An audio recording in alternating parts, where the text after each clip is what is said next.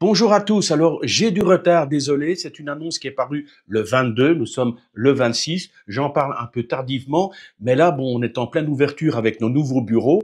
Je vous ferai d'ailleurs une vidéo très bientôt là-dessus. L'ouverture est prévue le 2 juin. Je vais filmer, j'ai photographié. Je vais partager sur mon compte Facebook. Je vais également partager sur cette chaîne YouTube l'ouverture de nos nouveaux bureaux. Enfin, en tout cas, voilà. Aujourd'hui, je peux vous apporter l'annonce. Alors c'est vrai que j'en parle déjà depuis pas mal de temps, que je mets en garde aussi par rapport à ça. Et je vous avais dit, le jour où ça va tomber, ça va faire très mal. Alors on me disait, Olivier, tu es toujours en train de critiquer, tu vois toujours les choses de manière négative, tu es négatif, tu es pessimiste. En fait, tu es un jaloux, tu racontes plein de choses pour démotiver les gens, pour essayer que les gens ne viennent pas en Thaïlande et garder toute la Thaïlande pour toi tout seul. Enfin, que sais-je encore, des gens de bêtises pareilles. Alors non, les mises en garde, c'est plutôt pour vous prévenir des risques que vous encourez si vous gobez un petit peu tout ce qui est raconté par des pseudo-experts ou des vendeurs de rêves. Alors la nouvelle qui est tombée, c'est que le ministère de l'Intérieur a rangé un petit peu les bidons. En fait, il a associé ce qu'on appelle le DBD. Alors le DBD, c'est quoi? C'est le Department Business Development. C'est l'endroit où vous allez vous inscrire lorsque vous créez une société. Vous créez une société, vous allez au DBD et c'est là que vous enregistrez votre société. Donc voilà, le ministère de l'Intérieur met en corrélation d'un côté le DBD, là où on enregistre les sociétés, et de l'autre côté, il les met en relation avec le Land Department, l'endroit où on enregistre l'acquisition, l'achat des terrains. Alors ça fait déjà pas mal de temps que je vous mets en garde, entre autres par exemple avec les sociétés dormantes. J'étais intervenu aussi par rapport à un agent immobilier qui disait il n'y a pas de problème, vous n'achetez pas le terrain à la maison, en fait vous rachetez une société qui possède le terrain et la maison. Ce qui est dangereux, ce qui est illégal, parce qu'on tombe généralement sur un système de prête-nom et généralement sur un système de société dormante. Alors, ce qui se passe concrètement maintenant, c'est que dorénavant, le DBD, l'endroit où on crée les sociétés, est en contact, en relation dorénavant, ce qui n'existait pas avant, avec le Land Department, enfin l'endroit où on enregistre l'achat des terrains. Pourquoi cette mise en relation? Tout simplement, le système habituel, les gens veulent acheter un terrain, alors on le dit, il n'y a aucun problème, on va créer une société. Pour créer une société, vous savez, lorsque vous allez au DBD créer une société, à partir du moment où vous créez une société mixte, ça veut dire qu'il y a à la fois des Thaïlandais qui doivent être majoritaires à 51% et des étrangers qui possèdent 49% des parts. À ce moment-là, le DBD demande à vérifier l'argent déposé par chacune des parties. Donc, par exemple, il y a 2 millions de bahts à prouver. Donc, les Thaïlandais doivent prouver 51% des 2 millions et les étrangers doivent prouver 49% de ces 2 millions. Alors, la combine mise en place par certains, c'est de dire, mais ok, on va t'arranger le truc, on va d'abord enregistrer ta société avec uniquement des Thaïlandais. Donc, on va prendre 2 ou 3 actionnaires thaïlandais, on va aller au DBD enregistrer la société. À partir du moment où la société est 100% thaïlandaise, mais il n'y a aucun problème, il n'y a pas d'argent à prouver. Donc, c'est juste une démarche administrative, on donne le nom de la société, on donne le cachet qu'on veut lui donner, enfin bref, on donne toutes les informations nécessaires auprès du DBD et en très peu de temps, on a la société qui est créée.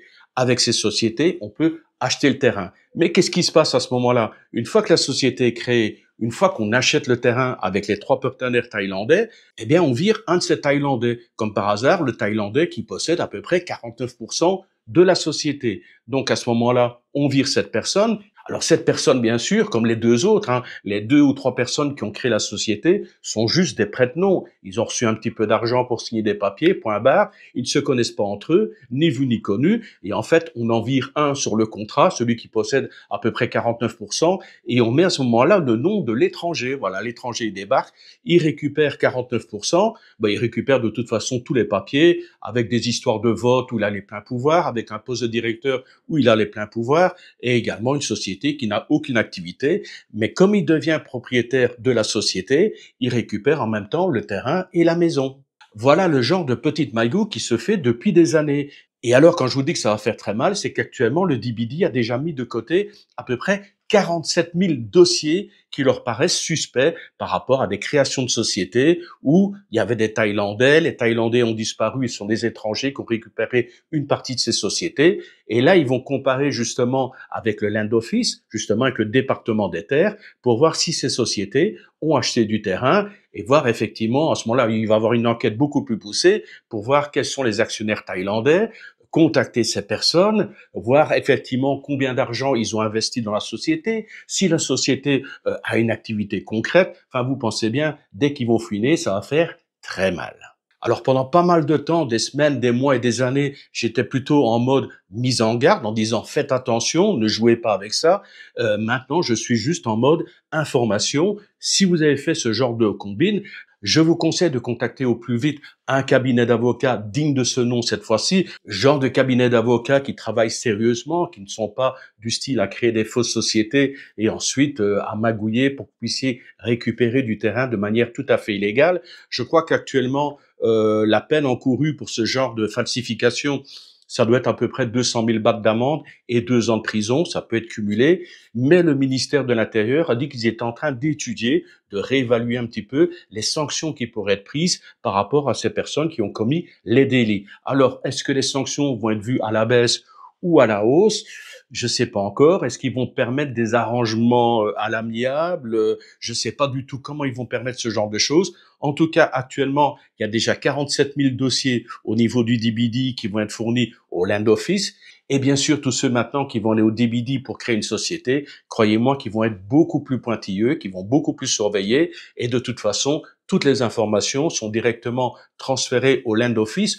Donc à ce moment-là, le département des terres va contacter le DBD en disant tiens, j'ai une société qui débarque et qui veut acheter un terrain, dis-moi en plus par rapport à cette société. Pour l'instant, il y a 3 actionnaires thaïlandais. Est-ce que vous avez vu combien d'argent ils ont mis, quelle activité ils vont faire? Donc ils vont enquêter juste sur les 3 personnes qui ont signé et voir si ce sont des personnes réelles qui ont réellement investi ou si c'est encore une petite magouille. Donc ces histoires de trafic, de prête-noms et autres, je crois que c'est mal barré.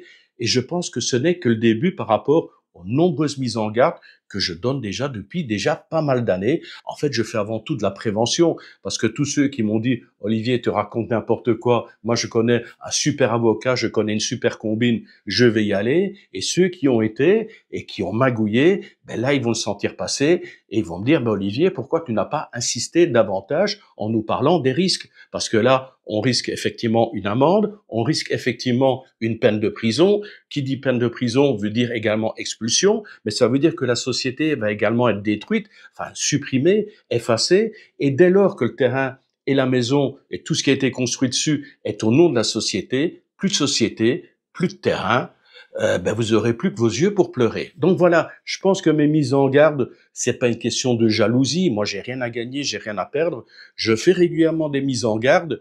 Il y a des gens qui magouillent, il y a des gens qui vendent du rêve, il y a des gens qui racontent un peu tout et n'importe quoi. Il y a même des gens qui travaillent de manière totalement illégale. C'est leur problème. Moi, je suis beaucoup plus inquiet pour les personnes qui, malheureusement, gobent un petit peu tout ce que racontent ces vendeurs de rêves. Donc, faites bien attention. Je crois que je vais bientôt faire un tuto là-dessus. Bien sûr, je vais d'abord faire la vidéo qui concerne l'ouverture de nos nouveaux bureaux, mais par la suite, je pense faire un tuto sur les précautions à prendre avant de signer un contrat avec qui que ce soit, donc certaines mentions légales, certaines choses à vérifier avant de s'engager avec une personne. Je pense que c'est la moindre des choses, c'est les vérifications minimales à faire dès lors que vous allez investir des centaines, des milliers, voire des dizaines de milliers d'euros avec une personne, avec un prestataire.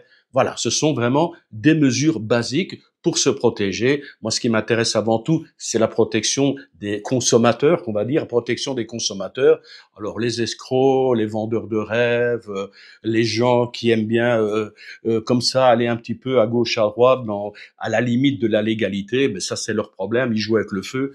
Ils finiront par se brûler tôt ou tard. Sur ce, je vous embête pas plus longtemps. Là, on prépare notre ouverture. Je vous promets, il y aura bientôt des photos, des vidéos de cette ouverture. C'est prévu le 2 juin. Donc, après le 2 juin, attendez-vous à avoir une vidéo ou au minimum sur mon Facebook, avoir des images qui vont partager un petit peu les événements de cette journée. Allez, à très bientôt. Salutations tropicales des bords du Mékong.